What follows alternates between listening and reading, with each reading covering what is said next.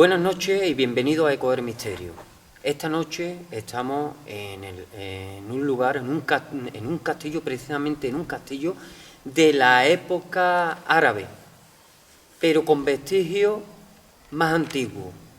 Y nos acompaña el gran investigador e historiador, don Michael Martínez. Buenas noches, Michael. Buenas noches, José Manuel.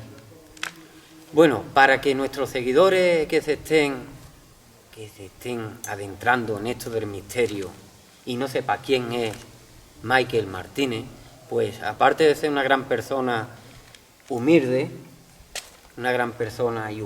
sobre todo, es un gran investigador e historiador que comparte actualmente grupos, investigaciones paranormales, historia y todo lo relacionado con el misterio con Manuel Blasco. Pues sí, José Manuel, es un nuevo proyecto, nos llamamos Dossier 41 y bueno, os quiero aclarar una cosa. Soy investigador histórico y no estoy todavía licenciado o graduado en historia, sigo todavía en la carrera, pero bueno,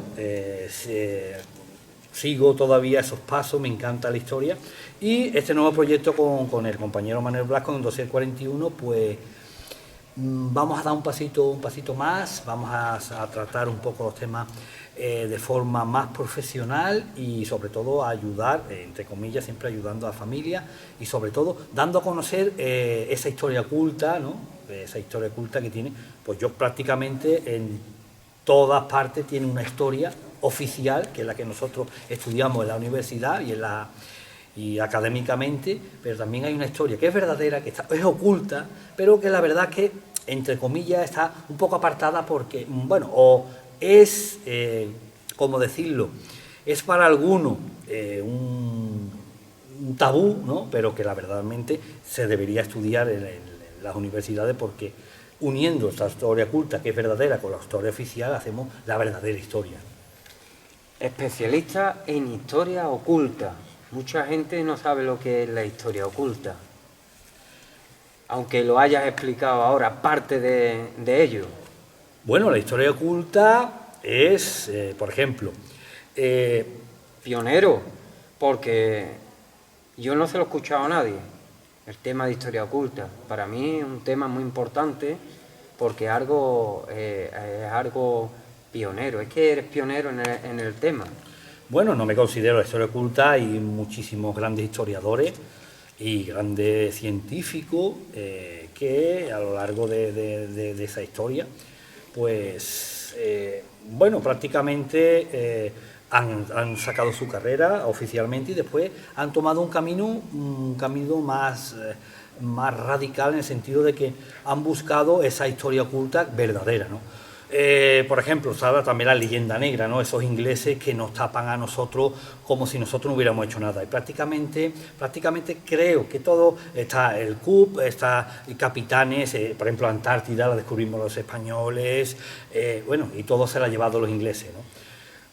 Esa es la historia oculta. Entonces, Cristóbal Colón, hay muchas historias, ojo, historia oculta, historia verdadera. Sí, no, verdadera. No estamos hablando de leyenda. No. Estamos hablando de historia verdadera que se omite en esas especialidades, como por ejemplo la historia, si no sería también muchísimo que estudiar, ¿no?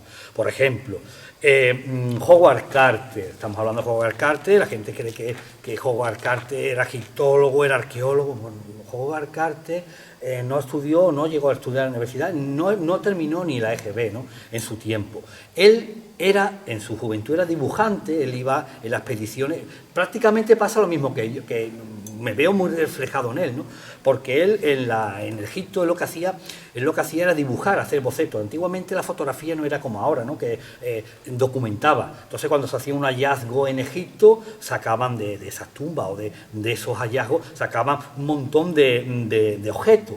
Y para documentarlo había que dibujarlo en 3D, posición izquierda, derecha, y él se dedicaba a eso.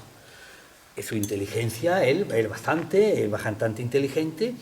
Cosa fue así que él mismo, por mediación de suerte, por mediación de contacto, pues organizó excavaciones a la cabeza, bueno, y encontró la tumba en el 1922 de Tutankamón, ¿no? Por ejemplo, Félix Rodríguez de la Fuente. La gente pues cree que es zoólogo, incluso biólogo. Bueno, Félix Rodríguez de la Fuente era doctor, ¿no? Sin embargo, era un autodidacta, era un fenómeno en zoología, en biología, y ahí tenemos, ¿no?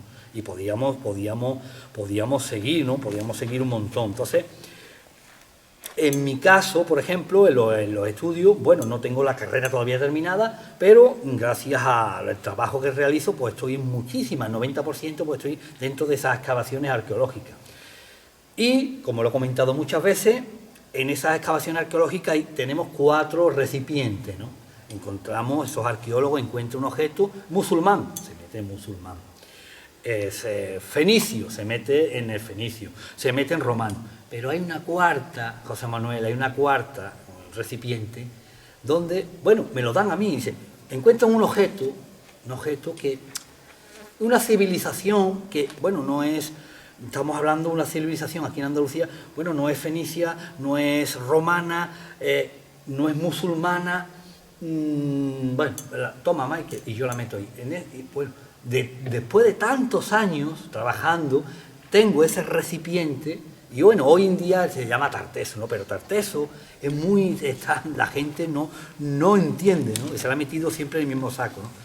Ahí estoy escribiendo libros, me estoy informando, estoy investigando, y creo que saldrá un buen trabajo. ¿Por qué? Porque tengo piezas, bueno, en ese sentido no es arqueológica, pero es que estoy metido en el Tajo y veo por mis propios ojos esos vestigios de una civilización que en teoría no se estudia en las universidades. Yo creo que sois personas valientes, sois personas de echar para adelante, porque esa historia oculta que nadie quiere o la apartan, no sé por qué, será por miedo o porque no se atreven, pero esa historia oculta es muy importante, es bastante importante, y sobre todo yo te considero, aparte de una gran persona, en una persona valiente como Félix Rodríguez de la Fuente, un tío echado para adelante, y yo creo que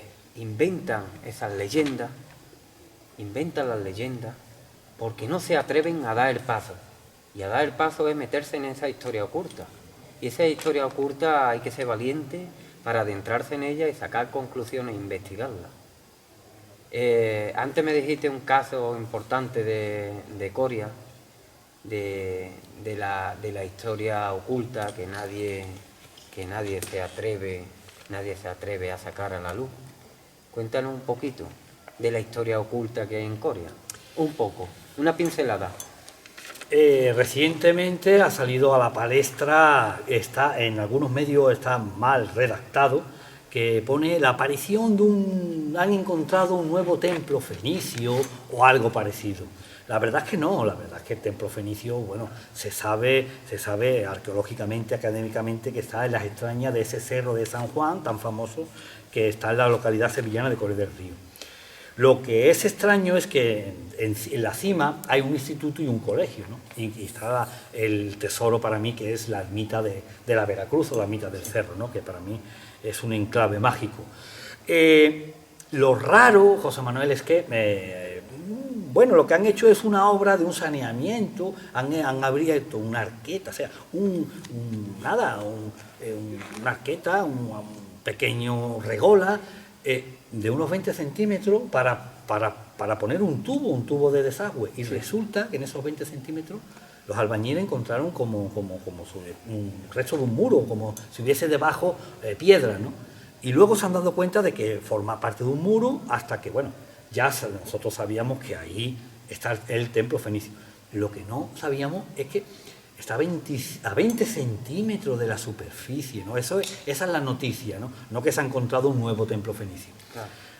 El problema está en que este equipo de gobierno ahora que está ahora en cabeza del ayuntamiento es un equipo joven, ¿no? Es el alcalde, el señor Modesto González, yo que le admiro mucho. Sí, que mandamos un saludo desde aquí. Sí, un saludo al señor Modesto González. Sí. Él me cuenta que va a hacer todo lo posible para intentar ubicar o reubicar ese centro, que pertenece al Ministerio de Cultura, que es un instituto, ¿no? Y un colegio, ¿no? Va a intentar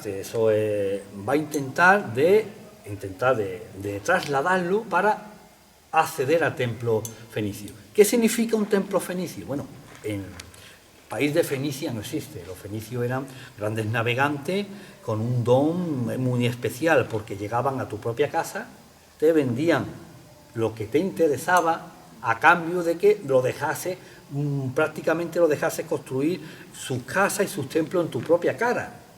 Porque allí mismo en Coria del Río estamos viendo, hay un templo fenicio, pero enfrente había entre comillas, hemos encontrado restos tartésicos, o sea, sí, había una especie de ciudad, por decirlo así, ciudad tartésica, un asentamiento tartésico, y enfrente, prácticamente enfrente, un asentamiento fenicio. ¿Tú te imaginas en tu casa que vengan extranjeros? Que hay que decir que la lengua no se entiende, pero te venga con una florecita o te diga, mira, te vamos a dar eso, y que tú, a cambio, le dejes construir en tu patio de tu casa un templo, ¿no? A que adores a dioses que tú no adoras, ¿no? Pues los fenicios tenían eso. Si pudiéramos quitar ese instituto y ese colegio y pudiéramos entrar en esas entrañas de ese templo fenicio, podíamos estar en el único templo fenicio que, entre comillas, podía estar intacto. No hay. Santipetri, la isla de Saltes, Gadí, o sea, son templos fenicios, pero prácticamente no queda nada, no, ahí no. Ahí en el 1997 se extrajo y se hicieron una cata, porque iban a hacer reformas en ese instituto, sí, y ya aprovecharon para hacer una cata de unos 10, prácticamente eran unos 15 metros de largo y de ancho unos 9. Entonces accedieron al templo fenicio. Hay catalogada, hay fotografías, hoy en día es catedrático José Luis Escacena, en aquel entonces no sé si sería doctor, un arqueólogo, sí, es famoso, y se hizo con estudios con compañeros míos que estaban en cuarto de historia y de arqueología, pues fueron los que realizaron esas excavaciones. Y accedieron al templo fenicio, hicieron fotografías, está documentado, había unos muros, se pueden ver en el ayuntamiento, esto que se sacaron, y resulta que encontraron, la casualidad, ¿no? Que encontraron algo que sobresalía del muro. Sí. Y la suerte fue que accedieron al altar, un altar, es el único altar que hay, altar fenicio, que se supone que es para adorar al dios Baal Safón, ¿no? Baal Safón es el dios de los navegantes, ¿no? Imagínate, los reyes del mar, que eran los fenicios. ¿Qué pasaría si se pudiera acceder al templo fenicio de Coria del Río? Bueno, pues imagínate, único templo, no digo que esté intacto porque no se sabe, pero casi intacto, de los fenicios, ¿no? Porque hoy en día prácticamente no queda nada ni en Tiro, y bueno, pues podríamos tener un aliciente cultural. Decir que también en ese templo fenicio, antes, o sea, después de los fenicios vinieron los romanos. También se han encontrado un tipo funerario, una sacerdotisa, no me sale la palabra ahora. Sacerdotisa. Sí, ¿no? Una importante, y que, bueno, está dentro de la ermita del Cerro y está allí. Después también construcción musulmana. Hemos dicho aquí civilización con civilización y lo van construyendo encima. Claro, pero ¿cómo es posible que esté a 20 centímetros del suelo? A 20 centímetros del suelo. Y arriba debería haber construcciones romanas, árabes y la actual. Exactamente. Y a 20 centímetros del suelo encontramos este hallazgo arqueológico fenicio. Eso es y bueno, geológicamente muy extraño. Es extraño. ¿Y cómo es posible que haya salido esta noticia de que han encontrado un asentamiento arqueológico fenicio? Si anteriormente se había descubierto que allí había un asentamiento.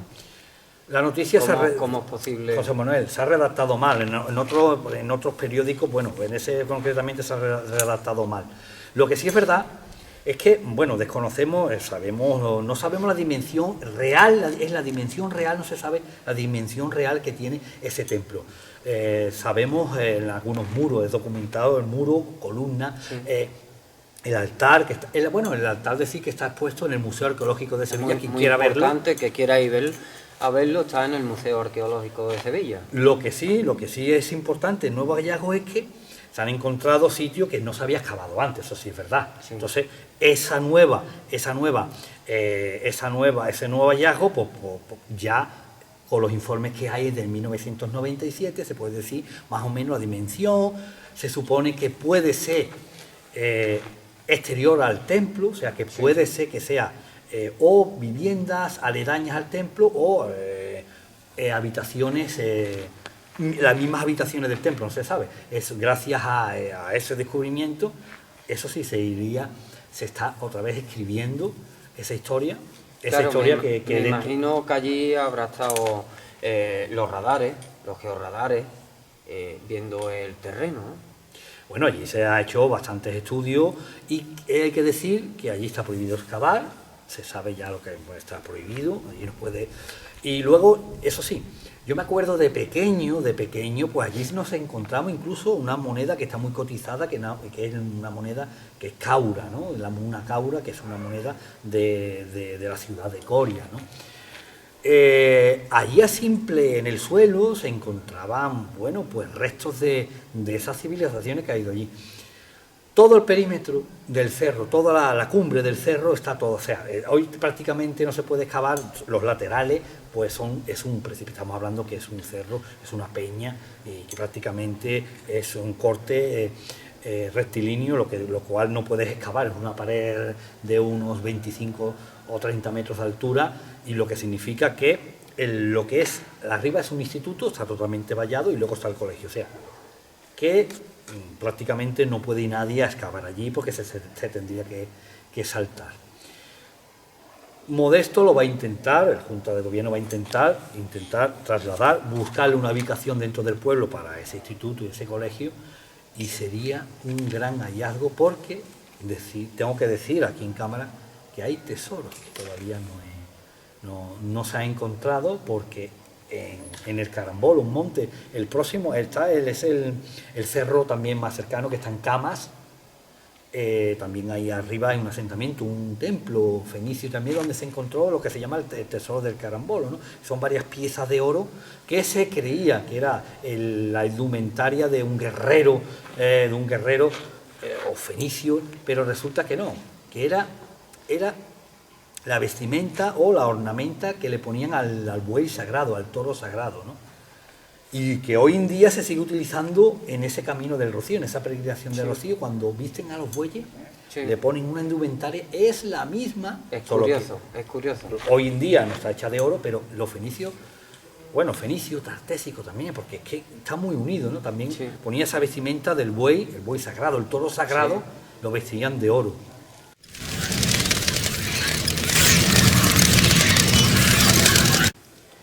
Bueno, hemos hecho un parón de un minutito porque hay que decir que el foco ya se le iba la luz y estaba parpadeando, entonces hemos puesto otro foco con visión nocturna para que así no tengamos problemas. Y bueno, seguimos. Haríamos un programa aquí de horas y horas hablando con Michael porque tiene muchas cosas que contar sobre la historia, ¿no? Y bueno, yo sigo, os voy siguiendo todas las investigaciones y antes hay una en especial que es la del consistorio de Coria del Río, pero antes de meternos en ella me gustaría que comentara o que dijera sobre el tema de los dólmenes de Valencina de la Concepción, que explicara un poquito sobre el tema de los dólmenes que posiblemente proceden de Coria. Explícalo a nuestros seguidores. Bueno, Lo hemos estado hablando antes, pero para que ellos sepan y puedan ir también a verlo, los dólmenes. La aconsejo. Tenemos la suerte, por lo menos que los que vivimos aquí, normalmente nosotros nos gusta viajar fuera, ¿no? Pero que tenemos la suerte de lo de Valencina es un caso muy interesante, porque Valencina está considerada la necrópolis más grande del Neolítico superior más grande que hay en Europa, ¿no? Hay varios dólmenes, no son dólmenes, son tolos, ¿no? Son tolos funerarios, ¿no? Que es de la Pastora, y la suerte que estaba en campo, no sé, estaban fuera. La mayoría se han destruido o todavía quedan sin descubrir en lo que es dentro de la población de Valencina, en el mismo núcleo urbano. Ahora, por ejemplo, bueno, se ha estado haciendo... ¿Existe alguna población donde exista en el núcleo urbano ese tipo de arqueología? Que se sepa, aquí en España. Bueno, que se sepa. Normalmente ahí el problema que hay en Valencina es que al construir el pueblo en épocas que daba lo mismo la historia pasada, pues se ha destruido los cimientos, se ha destruido esos tolos. Se cree, en Valencina hay 450 hectáreas, ¿no? Por eso y todo de nivel funerario. Entonces, dentro de Valencina, bueno, pues se ha destruido, normal, se ha destruido porque las casas, las excavadoras. Lo que te estaba comentando, el problema es que ahora se está haciendo una biblioteca municipal, claro, y ya cuando hay arqueólogos municipales y hacen una excavación y encuentran algo, lo están sacando, ¿no? Pero imagínate, hace muchísimos años, cuando tú hacías tu casa, una excavadora, pues ahí arramplaba con todo. La suerte, José Manuel, es que, bueno, hay varios tolos muy importantes, sobre todo en la Pastora, que ha quedado fuera del casco urbano. El problema, lo que me has preguntado, el problema es que la pregunta es la siguiente. Cuando estamos hablando de la mayor necrópolis de Europa, ¿no? de ese periodo, estamos hablando de 4.000 años antes de Cristo, 3.500 antes de Cristo, yo siempre digo la misma pregunta, por ejemplo. El cementerio de un pueblo, ¿no? Por ejemplo, un cementerio de un pueblo, yo que soy, por ejemplo, el cementerio de Coria del Río, ¿es más grande que el cementerio de la Almudena de Madrid? ¿Tú crees que es más grande? Pues por la historia que tiene Coria del Río, creo que sí. Bueno, en ese sentido, no el actual, ¿no? El actual. Vamos a hablar en actual. ¿El cementerio actual de Coria del Río es más grande que el de la Almudena de Madrid? No, imposible. ¿Pero por qué? ¿Qué explicación hay? La única explicación es porque Coria del Río es un pueblo más pequeño, claro, ¿no? Y Madrid. Entonces, si estamos hablando de la mayor necrópolis de Europa, necrópolis es cementerio. Sí. ¿Dónde está la ciudad? ¿Dónde está la ciudad? A mí lo que me están diciendo, esta es la historia oculta, a mí lo que me quieren convencer es que la gente se moría en Roma, en aquella época, y venía y se enterraba en Valencina, ¿no? Se moría en Madrid, en el asentamiento que había, y se venía en Valencina, se moría en Atapuerca y venía a Valencina, no. Si es la mayor necrópolis que hay en Europa, ¿dónde está la ciudad? ¿No? Sí. Esa gente que se encerraba allí, ¿dónde está?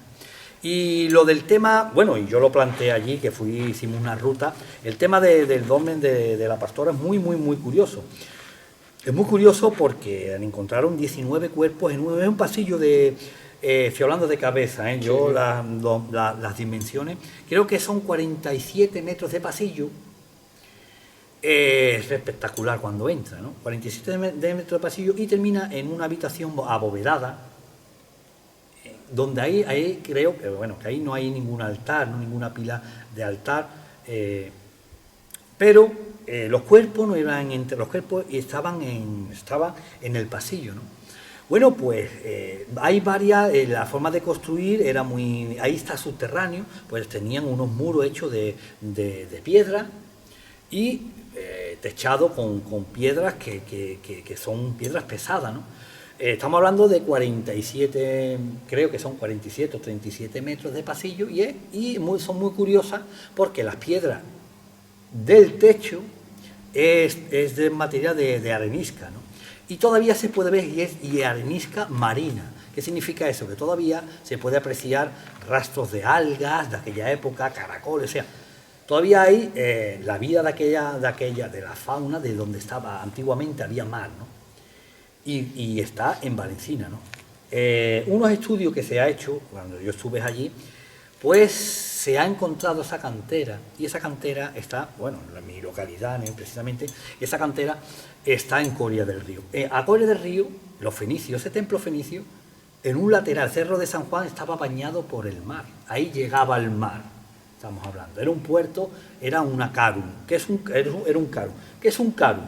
Un carum para los fenicios es un puerto perfecto, el puerto magnífico, o la ciudad magnífica, ¿qué significa eso? Que lo tenía todo. Desde ese puerto, desde un carum, para ellos significa que lo tenían que tener. Estando ahí, lo tenían todo. Pesca, comida, comercio, un puerto donde los barcos más de 4 o 5 o 6 buques, barcos, que no era un puerto donde llegaba un barco, no, los fenicios para ellos, antes no había trailers, ¿no? ¿Qué significaba? Que los barcos eran el modo de transporte de mercancía más grande que hay. Entonces, tenían que ir la pesca, los atunes, eso era mar. Y luego desembocaba el río Tarteso, río Magno, río Betis, Guadalquivir, ese río. Muchos brazos. Y ahí desembocaba en Coria, ¿no? En el estrecho de Coria, y ahí llegaba al mar. Entonces, se ha descubierto que una cantera en Coria es el techo, ¿no? Entonces, lo que yo planteo, bueno, no planteo, es la siguiente pregunta. Aparte, la ciudad importante de esa necrópolis, ¿dónde está? No se sabe, ¿no? No se sabe. Tiene que ser si es la necrópolis más grande de Europa, tiene que haber una ciudad también grande de aquella época. Bueno, ahora, cuando vamos a peregrinación, al Rocío, a Santiago de Compostela, a Lourdes, a Fátima, cuando tú vas a esos sitios sagrados, cuando vienes, tú te traes algún recuerdo, tú te traes algo. Claro. Algo algo personal con el entorno, con el sitio. Con el sitio, ¿no? Sí. Pues yo planteo, y es muy fácil, yo planteo de que efectivamente los antiguos, porque desde esa cantera hasta el sitio donde están esas piedras, pues no lo he medido, ¿no? Pero prácticamente puede haber 8, creo que más de 10 kilómetros. Vamos a dejarlo en 10 kilómetros. ¿Qué necesidad? Cuando esas piedras que hay ahí, algunos son canteras de Gerena y canteras de salteras de la zona. ¿Qué necesidad? Dime tú, en aquella época no existía la rueda. Claro, ¿Cómo traían esa piedra? Que algunas no he calculado el peso, pero son bastante pesadas. Ni las he contado, ¿no? Pero 47 metros hay un montón, ¿no? ¿Qué necesidad hay de coger en una cantera en Coria, en un pueblo a 10 kilómetros, traerte esas piedras? Y más colocarla arriba. Claro. Pues la conclusión que yo he llegado es lo mismo que nosotros vamos a Lourdes, a Fátima, a Rocío.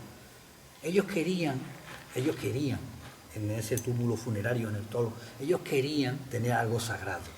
Claro, y para ellos aquello era sagrado a pesar del montón de kilómetros que había por medio. Algo había en Coria, en aquella zona, que era lo más sagrado, lo más para ellos. Bueno, ¿no? Coria tiene una arqueología muy antigua y es verdad que hubo hasta un astillero. Bueno, hubo un astillero y hoy en día... adentrándose hacia adentro. Sí, Coria, el Coria del Río es famosa porque el Coria no se debería llamar Coria del Río, sino el Coria de los ríos, ¿no?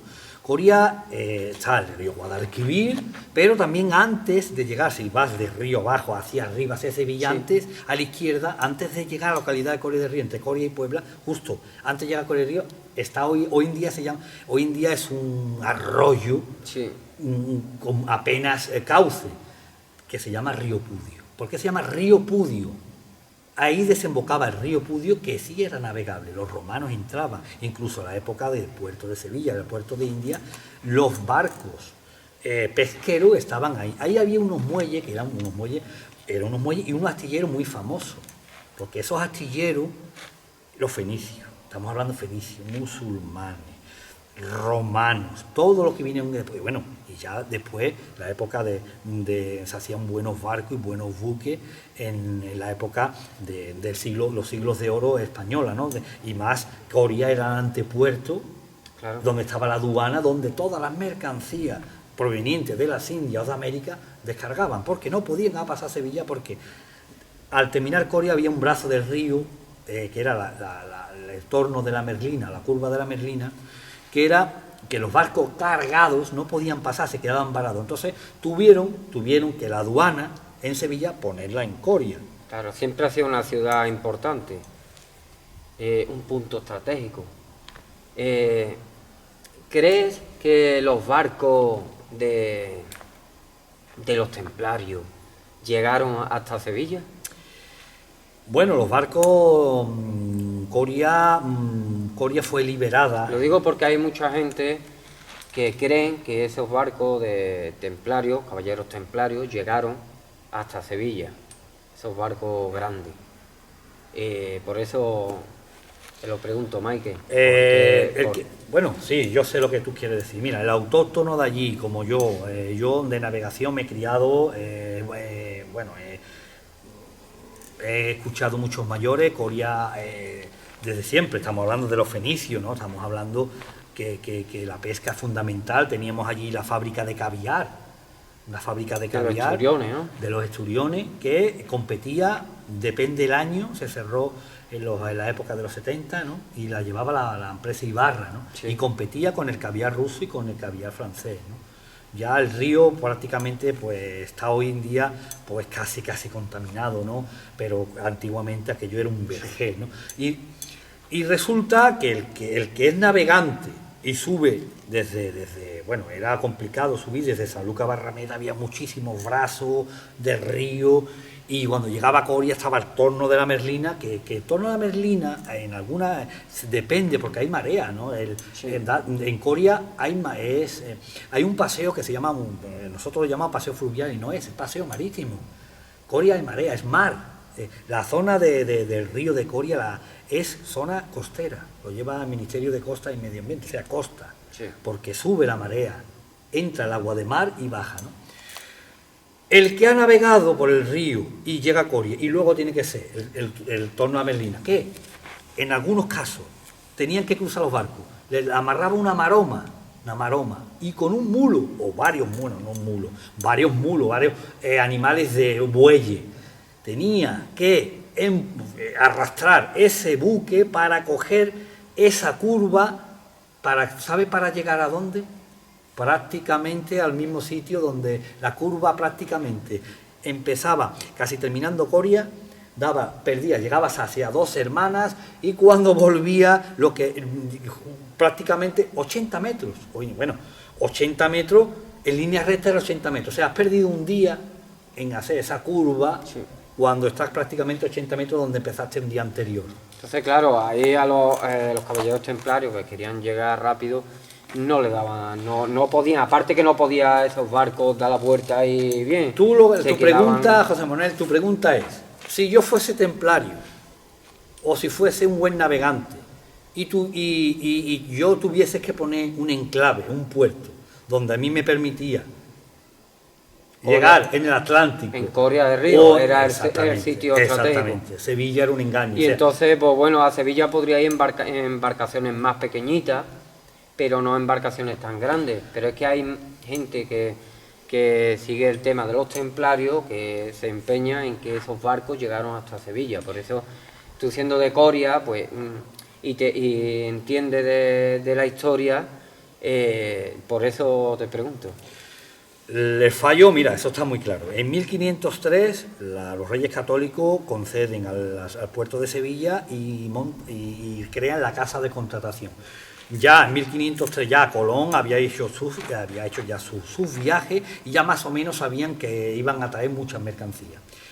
También estaba compitiendo Cádiz, incluso San Lucas de Barrameda, Huelva, puertos importantes que prácticamente son mejores, ¿no? Llegan desde el Atlántico y llegas hasta Huelva y no tienes que...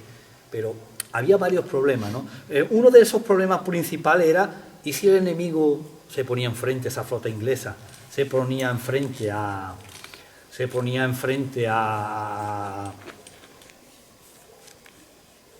perdona, es que es un mensaje. Esto es lo natural, y esto no es que lo tenemos aquí planeado ni nada, esto es lo que vaya saliendo, que es lo natural, esto es normal. Era un mensaje importante, no es nada. Resulta que se ponen los ingleses o los franceses delante, te puede asediar, ¿no? Sí. Cádiz era pequeño, y San Lucas Barrameda era muy pequeño. Sevilla no puede entrar una flota extranjera río arriba para asediarte, ¿no? Y luego principal, Sevilla está a unos 85 kilómetros dentro de la península. Hemos dicho que trailers y camiones no existían. Un barco, ¿cuánto costaría? Desde Córdoba, porque antes la sede de la capital del Reino de Castilla y Reino de Aragón fue itinerante, ¿no? Sí. Estaba en Burgos, en Barcelona, en Córdoba. Sí. ¿Cuánto costaría un barco cargado de esas mercancías en Huelva, llevarlo a Córdoba? hay más distancia, pero en Sevilla ya estaba a 85 kilómetros dentro de la península. ¿Qué es lo que pasaba? Que cuando el primer barco, Colón ya se dio cuenta de que, bueno, ahí no se podía, pero los reyes católicos, algo pasó que no estaba bien informado de los buenos navegantes, no de los economistas. Sí. ¿Qué es lo que pasaba? Cuando empezó a entrar el primer barco, el segundo, cuando iba más cargado, ya no podía pasar. Se quedaba en Coria. ¿Qué hicieron la casa de contratación? Pues poner la aduana en Coria. ¿Y qué es lo que es la aduana? Como un aeropuerto. Tú llegas cargado de oro y de mercancía, tienes que parar en Coria, el verdadero puerto de India. Sí. El verdadero, no Torre del Oro, el verdadero puerto de India, Sí, sí. Coria del Río. Te paraba, descargaba el oro y ya cuando el barco subía con los pasajeros, iban a Sevilla. Sevilla, el puerto de Sevilla, era solo donde se montaban los pasajeros. Recorrían el torno de la Merlina, llegaban a Coria y se cargaban. Los galeones, con el polvorín de galeones, estaba en Coria, que por cierto, en 1598 explosionó y destruyó, bueno, pues parte de la iglesia, de la parroquia y algunos monumentos de allí del pueblo y casa. Tanta cantidad Se de cayó. pólvora es normal que... Entonces, ahí lo cargaban. El pasajero llevaba, ahí cargaban el agua, la comida, luego todo. iban a San Lucas, seguían cargando y hacia las Islas Canarias. Entonces, un marinero, vamos a ver templario, gente que entrara, que sus mercancías fueran en barco, no pondría su sede en Sevilla. No, lo pondría donde se hizo. Pero la lógica era esa, ¿no? Pero hay que ser de aquí, hay que ser Sí, sí. de aquí. Si lo lees el libro, es como ahora en el libro ese que estoy escribiendo de los pasos de Colón, ¿no? Muchos historiadores, normal, no son, todo el mundo no tiene que nacer aquí, ¿no? Claro. Y entonces, que si nació, pero hay que estar aquí, esas leyendas que se cuentan esos marineros, que hoy en día en Coria hay muchas leyendas y muchas tradiciones de la época, de esa época de Colón, de esa época. Y la rábida, ¿no? Hay que saber, hay que ser de aquí, de los pasos que hubo en Colón, y yo voy siguiendo esos pasos. Colón se fue perdido hasta que le encontraron, hasta que le dijeron no, el sitio donde tiene que buscar está en tal sitio. Y he encontrado pistas donde Colón... Sí, no, ya lo hablamos y es curioso, podríamos estar hablando aquí días y días. Mucha gente se echará las manos a la cabeza y otra gente pues estará quedando impresionado con lo que está escuchando, porque es lógico. La verdadera historia está aquí y Maike, ¿quién mejor persona que es, ¿no? Para contarla? Te voy a comprometer un poco solo. Esos fenicios llegaron a Australia. Me vas a comprometer bien porque es un tema... ¿Se puede contar o no se puede contar? Bueno, vamos a contar... Una pincelada solo. Aquí no puedo porque no, o sea, oficialmente Ya, una no pincelada. existe, ¿no? Bueno, estamos hablando de Australia y estamos hablando también de América, ¿no? Estamos hablando de América. Sí. Posiblemente, ¿no? Allí en ese cerro de San Juan se ha encontrado algún resto. No, es que no quería contarlo, porque me gustaría que lo contara tú No mejor, puedo, porque- no voy a contar, pero se ha encontrado algo que no vamos a hablar que es un OPAR, un objeto fuera de tiempo y lugar, porque perfectamente, pero se han encontrado algo como que esos fenicios no solo se quedaron, su recorrido no solo era en el Mediterráneo, sino que abarcaron más territorio, ¿no? Posiblemente historiadores más experimentados que yo y que los fenicios tenían eran muy buenos, eran los reyes de los mares y posiblemente pudieron llegar a América, ¿no? Que incluso a más sitios, ¿no?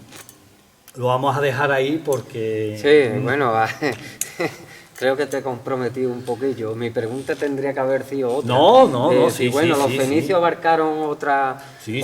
territorios y... Ha dicho Australia, ha estado muy bien. Como podía haber dicho China. Bueno, si llegaron a Australia, podrían haber llegado a Australia, pues India, Claro, Madagascar, claro. África, o sea, que puede ser. Se nos había quedado una cosita en el tintero sobre el Ayuntamiento de Coria, ese famoso caso. Nosotros exponemos y demostramos los datos obtenidos, y vosotros sois partícipes de ello exponiendo vuestras propias conclusiones.